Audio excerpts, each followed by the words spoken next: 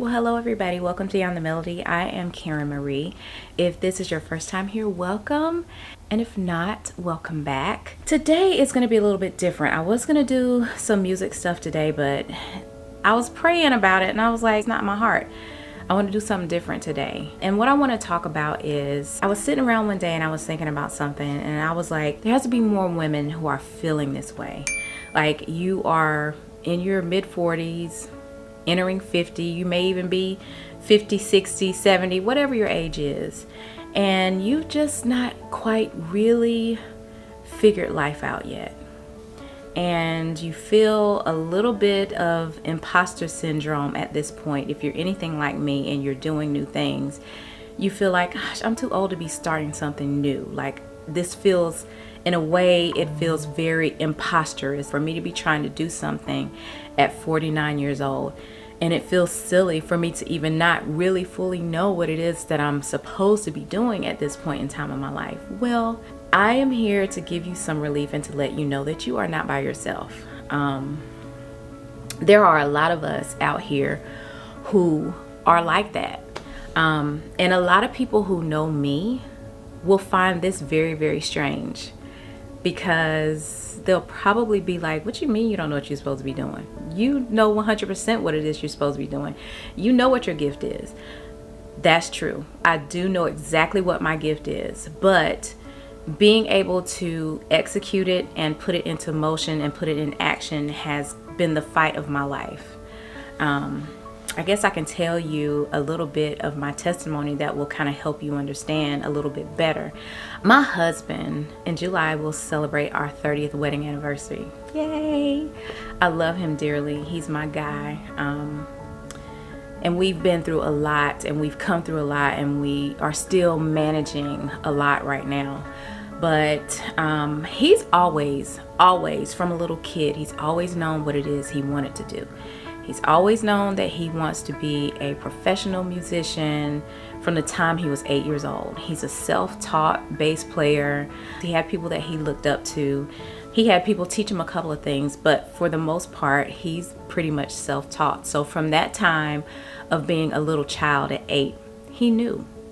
He knew, and when his preparation met opportunity, then he had the success in going into that field. So he was a professional musician for about 15 years of our marriage. He just retired from that in 2019. So he's always known, and he would always say things to me like early on in our marriage, and even like as we got older, it's like, why don't you have friends? Like, you know what? I don't know any of your childhood friends. Like, I know all of his childhood friends. Like, I know them all. Part of the reason for that is because my brother and I, we grew up in a very rural area. Like, we were the kids that had to get picked up on the bus at 5:45 because we were so far out and we were the last ones to get dropped off. And we didn't grow up in like a neighborhood. Like, my husband grew up in a neighborhood. You know, they had this cross the creek crew where, you know, all his buddies, all his friends, they all lived on the same street, or they could walk over to the next street down the block or around the corner to their buddy's house, and he'd be there with them. That wasn't a story for me. Like I said, I lived in a very rural area. The town that I grew up in was known for growing tobacco. Okay, yeah. Shout out to Fairmont. I love my hometown. But my closest neighbors were my grandmother right beside us, my aunt and uncle right beside my grandma. Then right down the road, not down the street now, down the road was my other aunt and uncle. And then on down the road on the other side were my great grandparents. And then we had to get in the car to drive to my other grandparents in the next town over, which was Marietta. So I didn't grow up around friends. My friends, my best friends were my cousins that, you know, we went to church together, and, you know, the cousins would come over to your house and parents would be out there having fun, and the cousins would be in the street. Me and my cousins would be out in the woods getting our shoes stuck in the mud because we were running from the cows. So that's the kind of thing that I grew up in. So I didn't grow up in the environment that would help me cultivate like friendships, like best friends, and grow up with those people like my husband did. Now, when I went to school, because of that, I was kind of a loner, because most of my cousins were in hour or 6 hours away, so we didn't see each other all the time. So I was really a loner. So as I was growing up, the reason that I say that I know what it is that I'm called to do, and I didn't learn that though until maybe about 17, 18 years ago. More on that in a minute. But I was a cheerleader. I sang in the choir with my parents. That's a whole other thing. The story behind that is when I was a baby, in church, I wouldn't let anybody hold me. I wouldn't let anybody keep me. I had to be on my mom's hip. So from that point on, from the time I was a little baby until the time I was maybe about 6 or 7 years old, maybe even older, I sang with the young adult choir at the church because I wouldn't let anybody else keep me. So that's where I started learning about music, and that's where I started loving music. My dad realized that I had a gift and that I had a talent to sing, so my parents put me in piano lessons. Now, I liked piano lessons at first because I really liked the teacher. Strong black woman, talented, beautiful. Her name was Paula Harold. And after I got into lessons really good with her, she moved away. And then they put me with another teacher who did not look like me. And that experience was not good at all. So I lost a passion for playing, but I learned enough to carry me on into my adult life. And so as I went on through school, I was in plays. I did the star roles in plays. I was a cheerleader. I enjoyed performing, singing, dancing. Those were all the things that I did. But if you're my age or older, a little younger, I'm 49.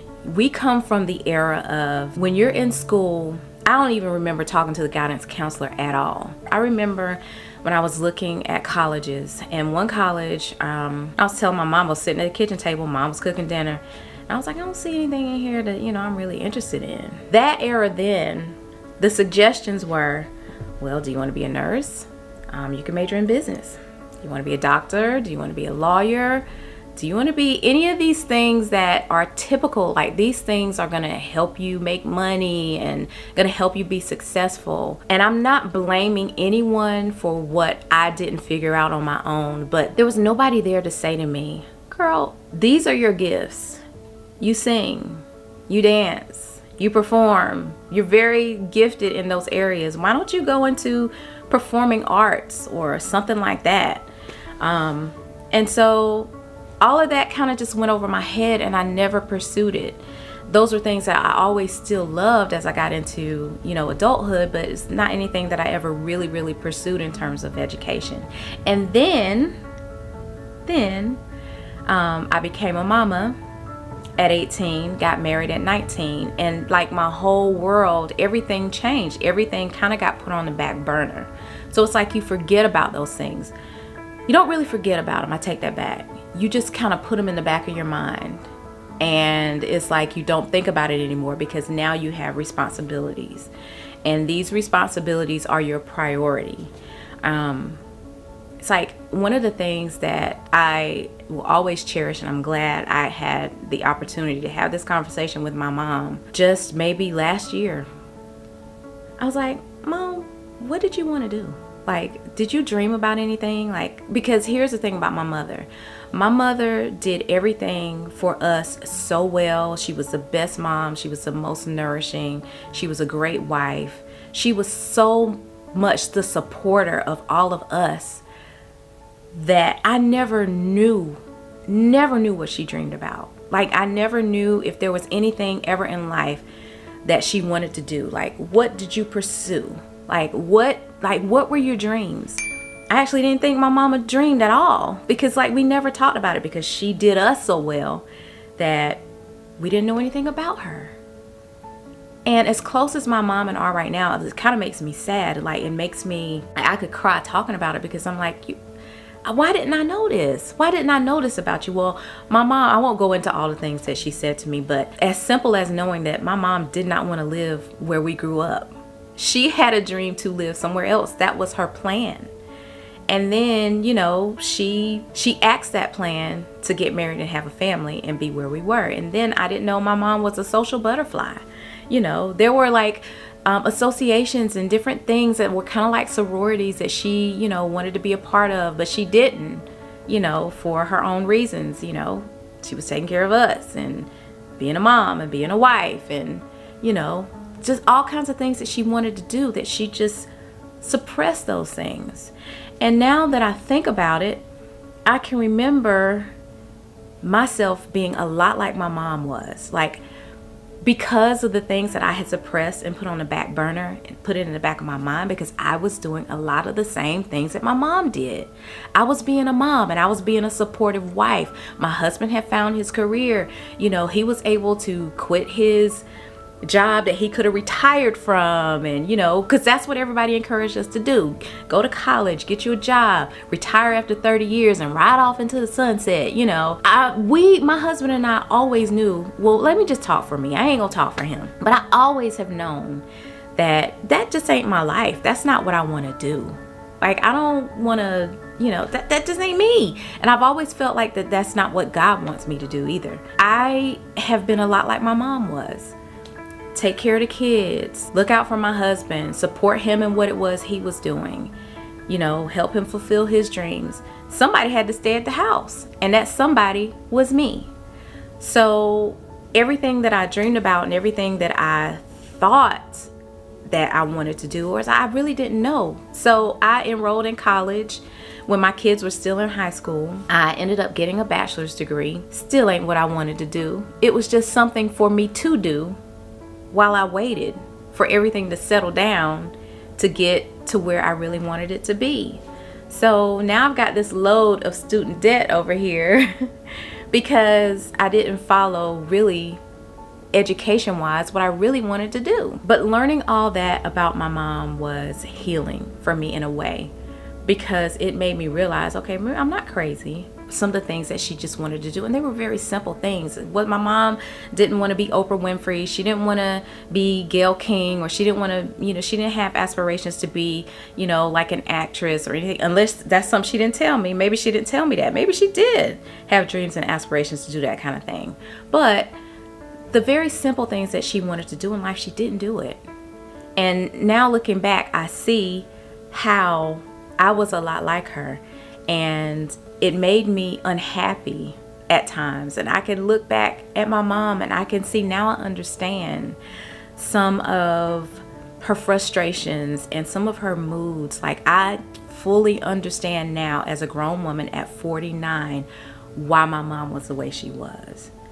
And now here I am at 49, and I've been praying and I've been allowing God to walk me through this season in my life to where, okay, now it is actually your time. Nothing that you have been through will be wasted. I promise you, I'm going to gather it all and it's all going to make sense. The reason why you had to wait, the reason that things have been the way they are. And it's like, sometimes I feel like life is moving a goalpost on me. Like, every time I get closer and the more I get in field goal range, it's like life moves the goalpost back and I gotta regroup again. And I was just crying out to him, and I'm like, what is it that I'm supposed to be doing in my life? Like, what am I supposed to do? And then he just helped me start connecting all the dots. But God reminded me not too long ago, probably maybe about a month or two ago, like, as he's continually walking me, he reveals things to you as you spend time with him. And he revealed to me, or he reminded me, your creative juices as a musician, as a songwriter, did not start with your husband. Remember back in the 6th grade when you guys had a project where the teacher told us to write a story. She told the class to write a story. Well, for me, I didn't want to just write a story. You know, my dad had bought me a keyboard, and this keyboard had all kinds of sound effects and different things in it. I wrote my story and I put it on this big poster paper, the storyboard, and I drew pictures and I had visuals, and I recorded like a whole backdrop to it, music and everything, and I narrated the story, and I had sound effects, and it was really like them watching a movie. And God said to me in that time, that is when all that creativity began. It started when you were a baby and wouldn't let anybody keep you. That was me. When you got put in piano lessons and you learned just enough to spark that interest in you, that was me. And then that 6th grade project that you did, that was me. The dance, all that was me walking you through who you are. So now at 49, I kind of feel like I'm over here on YouTube. I know how to do a bunch of technical stuff. Like, I know how to put together videos. During the pandemic, my husband and I figured out how to do a virtual choir. There were no instructions on YouTube or anywhere on how to do it. We figured out how to do it. I was like, I had this idea. I was like, well, we should do a virtual choir. And there were no instructions on YouTube anywhere. We figured out how to do it. That is just God at work in me, showing me what it is that he's put in me. And so I'm telling you, maybe it's not that you don't know what it is that you're called to do. I submit to you, it's just that you lack the encouragement to do it. Maybe you do know what it is, but you lack encouragement, and you lack the belief in yourself that at this point in time in your life, you can actually do it. Now, for me, I'm a singer and I'm a songwriter. And as far as the singer part of me is concerned, I have come to grips with the fact that I may not ever walk across a stage to receive a Grammy. That might not be my thing. That may not be what God has for me. But if there are a couple of thousand of you that I can inspire and that I can help to get you over that finish line, or to even help you get started in your relationship with him so that he can show you what it is that you're supposed to be doing with your life, the thing that's gonna make you happy. I want to travel and I want to do music. I want to inspire people. That doesn't necessarily mean that I have to be Beyonce famous, or I don't have to be, you know, Mary famous. I can just do it at a level where God is pleased with it and where I am happy and fulfilled in my heart doing the thing that he's called me to do. I just encourage you today to look back at your life. Just walk back through the steps, connect all the dots. What is it that you enjoy? Like, y'all have heard this so many times before. It doesn't seem like anything new right now. What is it that you enjoy? Now's the time for you to take it off the back burner. I know for me, my kids are grown. I don't have to worry about them anymore. It's just me and my husband and my dog, you know? So there's really no excuse for me to not do the things that I'm gifted at right now, and do them on a level that pleases God and that fulfills me, because it is him that gives us the desires of our heart. The reason that you have this desire and the reason that it will not go away is because it's him. He gave it to you. Don't look over it, and definitely don't think that it's not possible for you, because it is possible for you. So listen, I hope that this has been helpful for you. If it has, please let me know. Comment below. Let me know what it is that you feel like it's too late for you to do. Now, I can encourage you in any gift that you have, but especially the gift of song, the gift of music. I'm your girl. If that's what you want to do, check the link in the description below. Go to it, put your information in, because I'm going to roll some stuff out that's going to be helpful for you in the next few months. So thanks again for stopping by, and I'll see you next time.